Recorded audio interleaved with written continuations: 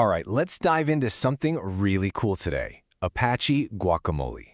We're talking about a powerful, self-hosted tool that promises to take all your remote access chaos and tuck it neatly into a single, clean browser tab. So does this sound familiar? You're constantly bouncing between different apps, you've got one client for RDPing into your Windows boxes, a separate terminal for SSHing into Linux servers, and maybe even a VNC viewer for something else. It gets messy, and it gets messy fast. So yeah, let's start right there, with a frustration that I'm sure is super familiar to anyone who manages a few servers, runs a home lab, or works in IT. Your desktop probably looks a little something like this, right? A different app for every single protocol. Each one has its own settings, its own updates, its own quirks. You might even have a totally separate program like FileZilla or WinSCP just to move files around. It's just, well, it's inefficient and kind of a headache.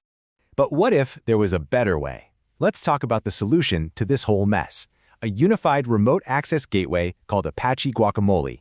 So, at its heart, Guacamole is what's called a clientless remote desktop gateway. And that word clientless is the absolute key. It just means you don't need to install any special software on your computer to connect to your other machines. You can get to everything, your Windows servers, your Linux boxes, whatever, from literally anywhere with just a web browser. So why would you pick Guacamole? Well, for one, it's agentless. That means you don't have to install anything on the servers you're connecting to either. It just uses the standard protocols they already speak, like RDP and SSH. Second, it's totally free and open source, and it's backed by the Apache Foundation. That tells you this is a serious, mature, secure project that's been around for a long time.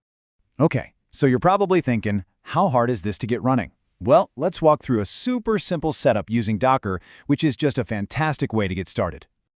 Getting this thing up and running is basically a four-step process.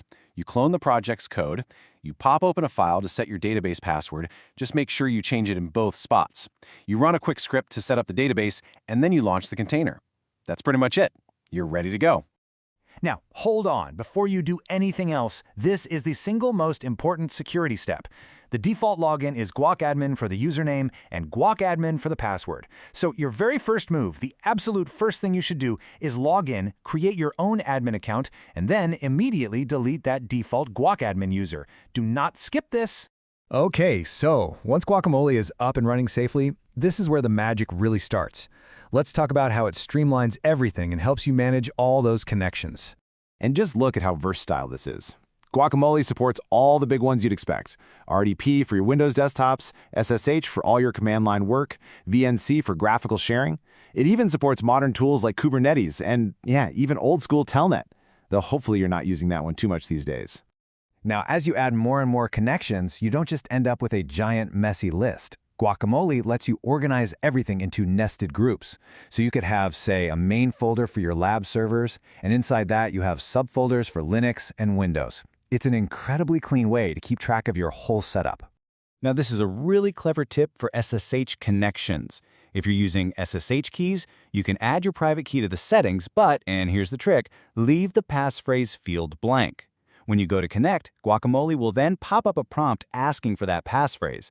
As Tom Lawrence points out, it basically acts as a simple but really effective form of two-factor authentication. But Guacamole is way more than just a connection manager. It brings some truly awesome power user features right into your browser. Let's check some of them out. This feature is an absolute game changer. Instead of juggling a dozen browser tabs, all your active remote sessions just sit neatly in a little bar at the bottom of the screen.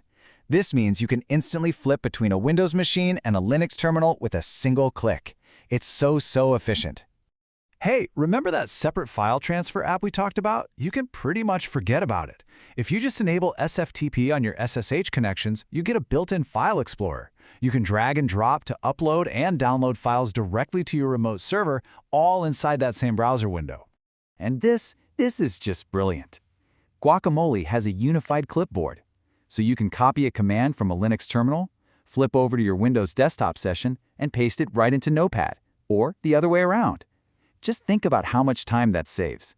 It seamlessly connects the clipboards of totally different machines. Here's another fantastic little productivity hack for all you admins. If you need to set up, say, 10 web servers that are all pretty much the same, you don't have to fill out all the settings 10 times. Just set up the first one, hit clone, change the IP address, and you're done. It's a huge time saver. And for those of you who need even more power, don't worry, Guacamole has you covered. It supports some really advanced enterprise-level features. You can do things like session recording for audits, Wake on LAN to power up computers remotely, and you can even integrate it with authentication systems like LDAP, single sign-on, and TOTP. So after seeing all of this, it leaves you with one big question, right? When you put it all together, the clientless access, the wide protocol support, and all these powerful built-in features, could a single browser tab really replace your entire remote toolkit? It sure looks like it could. Thanks for watching.